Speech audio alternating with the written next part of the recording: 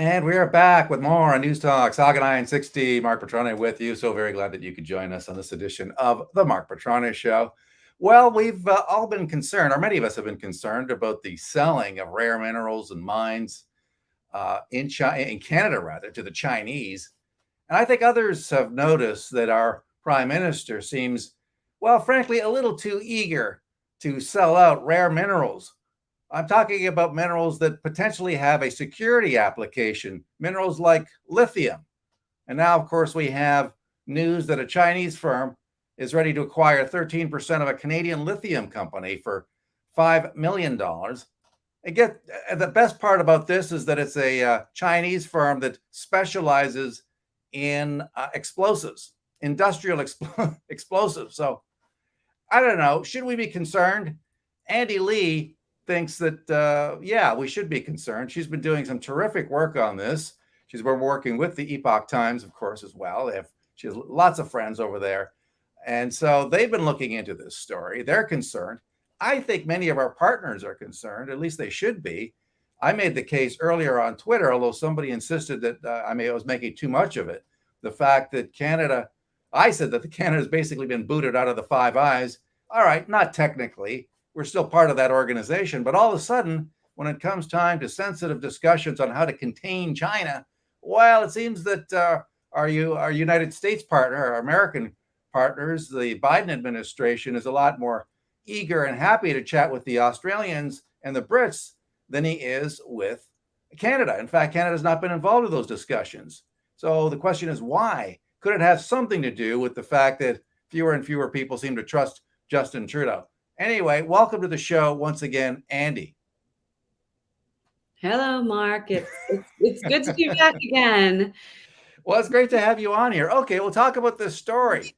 Chinese firm ready to acquire 13%. All right, that's maybe a minority stake. Okay, so it's going to cost them about $5 million Canadian. This story came out last week. China-based Sichuan Hua Industrial Group. I don't know. I think you could speak some Chinese. I think. Yeah, I don't know if I'm pronouncing that correctly. Sichuan, is that how you say it? Yeah. So the main company is Yahoo. They've got subsidiaries on subsidiaries. They're massive, massive company. So really, really interesting move by them. Now, what I'm not as concerned about, and I should just say this was sent to me, yes, from my friends at the Epoch Times, and that was Omid Qureshi that sent it to me. So if you actually read the fine print, and I'm not even actually sure if it's in this article. Oh, yes, it is. So the more concerning part is the 60% stake in wholly owned subsidiaries of Ultra Lithium that have 2 lithium mining projects in Ontario. You see that? So there is this, where is it? Is this the Thunder Bay area, or where is that? Yeah. So it's up in Thunder Bay. So Okay. Organ Lake and Georgian Lake, they're supposed to be high grade lithium brine mines. So that's sort of the fine print on there that I was reading is the 60% stake, because then of course we've got the main company Ultra Lithium, and they changed their name last year. They used to be called Ultra Resources, and again, this is a brand new story to me, so I'm just learning all the players in here. But they were Ultra Resources, and so these 2 subsidiaries look like they're very, very valuable. And so we're looking at a controlling stake perhaps being bought up by Yahoo. So we're just falling into the same trap that we fell into before with Neolithium. But this is potentially even more catastrophic for Canada. Why is that more catastrophic? These aren't foreign assets. These are Canadian assets. These are in Canada. I mean, Neolithium, the assets were in Argentina. And so that was the whole reason why the government gave this excuse that they were not, they had nothing to do with national security, did not warrant a full national security review because they had nothing to do with Canadian assets. Well, these are actually assets in Canada. Well, shouldn't there be a review about this? I mean, isn't that normally subject to some kind of a review? I'm certainly going to be asking a lot of questions about this one. I'll tell you that much. because again, we're not looking at a minority stake in the subsidiaries. We're looking at a majority stake in the subsidiaries. So, there's no question that this company is probably going to move. What they do, what's happened in Canada is that we've got small startup mining companies, and they don't have the capital to actually fund exploration. And so when that happens, they turn to outside investors. And a lot of the times the outside investors are these massive Chinese mining giants who will say, okay, yeah, we'll fund Well, the wait a minute. Don't they have this Belt and Road Initiative? Isn't that how they gain control of key infrastructure? That first they fund these projects. They get you in debt to China, and then when you can't pay, they basically say, okay, well, we own this airport, this dock, whatever. I mean, it's just another way of controlling infrastructure, right? So what these companies do is they then swoop in and they say, okay, you'll give us so much rights, and we'll help you fund exploration. And then when they find out what these mines are actually worth, and if they are high grade projects, then what they'll do is they'll move in for the kill, right? And when you actually dig into these companies, there's just so many subsidiaries, and I really do think that's by design, because then what they do is they all get little stakes, and then what you'll see massive mergers happen. Right. So it's a tangled web of different companies you think are owned differently, but meantime, there are small companies that are eventually going to get together that are really a part of the same firm. And if you follow the documents as you have so expertly, you find out that there's a tangled, interconnecting web of Chinese companies, each of which with a stake, and then eventually together they own a majority stake. I just want to go over this story in the Epoch Times. Yeah. The deal signed between the two companies will see the Yuhua International acquiring a 60%, as you mentioned, stake in the wholly owned subsidiary of Ultra Lithium that has 2 lithium mining projects in Ontario at Forget Lake and Georgia Lake. And due to the local geology, Yuhua Group, so the 2 projects offer high potential for the discovery of high spodumene deposits. And spodumene is an essential source of lithium used in ceramics, cell phones, car batteries, among other uses. So these guys really want to corner the market, don't they? Especially on all things related to solar, where the world, so much of the world is headed, right? I mean, and wasn't Elon Musk concerned about that? He starts talking about the fact, the need that they're going to have to start buying up their own mines in order to get hold of critical rare minerals that are used in the manufacturing of some of these vehicles. Yeah, you're absolutely right to be concerned about this. Yeah, there is. So it's very, very interesting. So, and I came across this article, and one of the first things that I noticed is that, Yahua has a deal with Tesla, right? So we're going to end up becoming part of that deal. So this company has signed a deal to supply battery-grade lithium hydroxide to Tesla for the next 5 years. So this was done in 2020. So obviously what's happened is, they're not meeting their demand. So they're looking to ramp up. So they're going to be aggressively pursuing companies. And like I said, this is how they move in. They look for companies that are struggling to actually explore and, extract the resources. They offer to put in the funding. They get a stake. And then what they'll do is, once they know how much the project's actually worth, they'll move in for the kill, right? And so, we saw this with Zijin. Zijin didn't do it with Neolithium, but they did it with another company. So they took a stake in a company, and then another company, a Chinese owned company, took a stake in the company. And then what they did is they did a massive merger, right? And they took complete control of the company. And so these are how companies are picked apart, right? And it's a very amazing and sophisticated method that they have. And, it's not that they're trying to corner the market. It's that they've cornered the market, right? China's had a critical mineral strategy in place since the 1980s. I was just being born, right? They've been stockpiling minerals and doing this for my entire life. So, we're just starting. We just signed a joint agreement. Why are we signing agreements with China when the Chinese want to destroy us? With the United States. Oh, okay, those are with the United States. find it. Do you have any information? Like you've raised this with Congress people, congressmen and women. Okay, so I know that you've rattled the cages of some in both parties. Do you think that they know about this latest deal? Are they aware of it?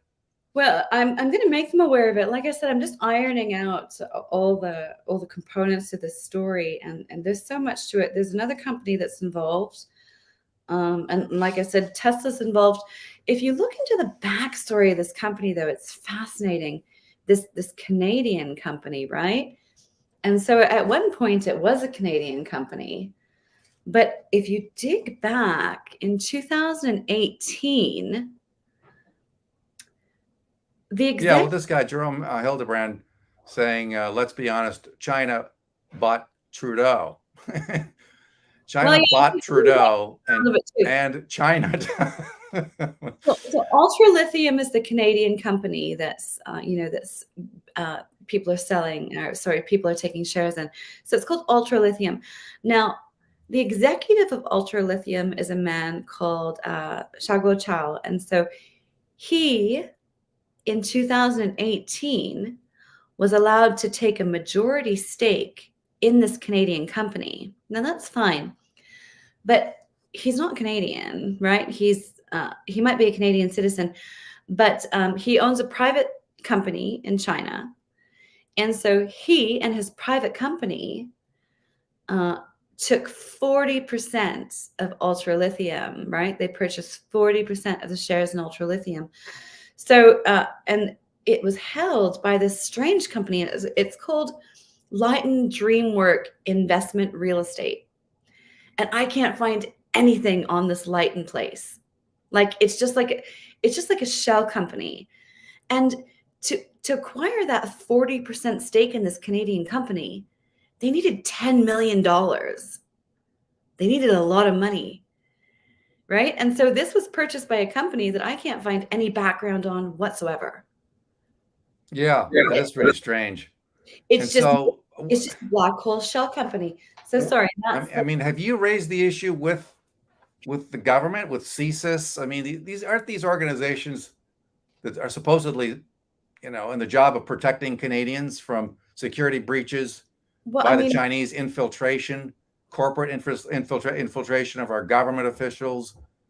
I mean, is it so bad, as Jerome mentioned, that they're all in the pocket of the Chinese now? So it's like I guess they now have to just protect themselves, each other. Yeah, well, I mean, I think it's just, the last time I raised the alarms in October of 2020. And really, it didn't come onto anybody's radar until January of 2022, when the sale was finalized and done. So wow. Can this be stopped still? Is it too late? Oh, absolutely, absolutely.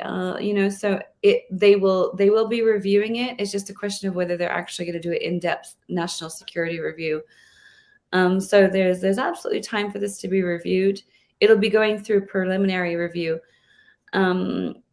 So I think this time I'm going to be much more aggressive, and I'm going to reach out to our members of parliament directly and make some personal phone calls and tell them.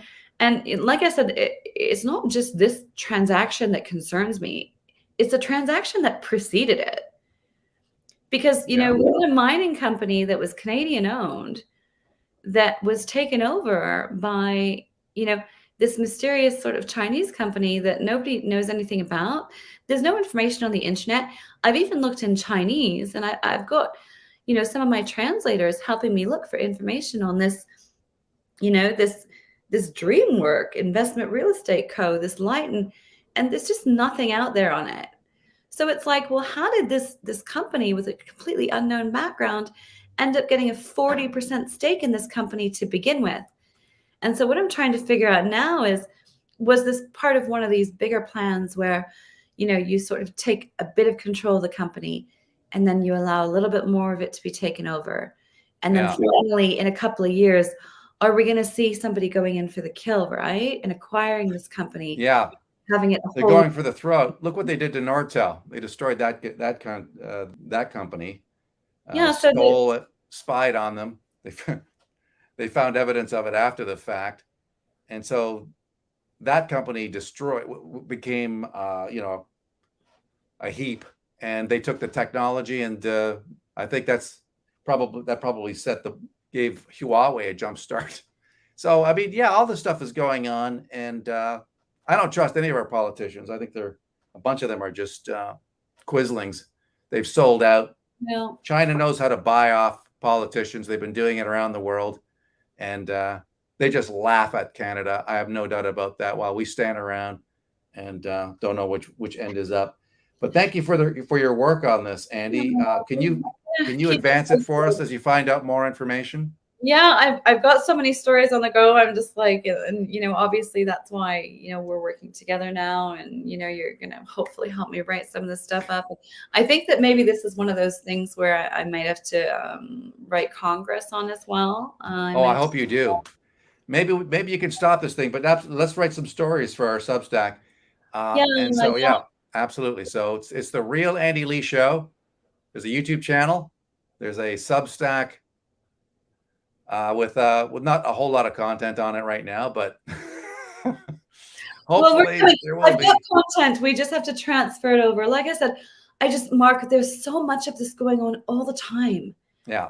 Right. And it's just I have so much going on. I need help at this point. Yeah. Well, I'll help you if I can. 20 Absolutely. Happy to do so. And this is important stuff, right? This was in the budget. Right? This was in the buried. budget. So let's raise this with the opposition parties. I don't think the NDP will do anything about it because they're as much of a fan of Chinese dictatorship as Justin Trudeau is. But maybe the Tories, Pierre Poilievre and the other leadership, Conservative Party leadership candidates, raise it with them. See if they have anything to say about it. I don't think you'll hear a peep out of Charest, but maybe Pierre Poilievre, Leslyn Lewis, Patrick Brown, and the others, maybe they'll have something to say. Thank you, Andy. Thank you very much, Mark. Good to see you again. Andy Lee, coming to us from Calgary in the beautiful province of Alberta. And that's it for this edition of the Mark Petroni Show. Hope you enjoyed it. Stay safe, my friends. Be strong. And we'll get to do this again soon. Bye-bye for now.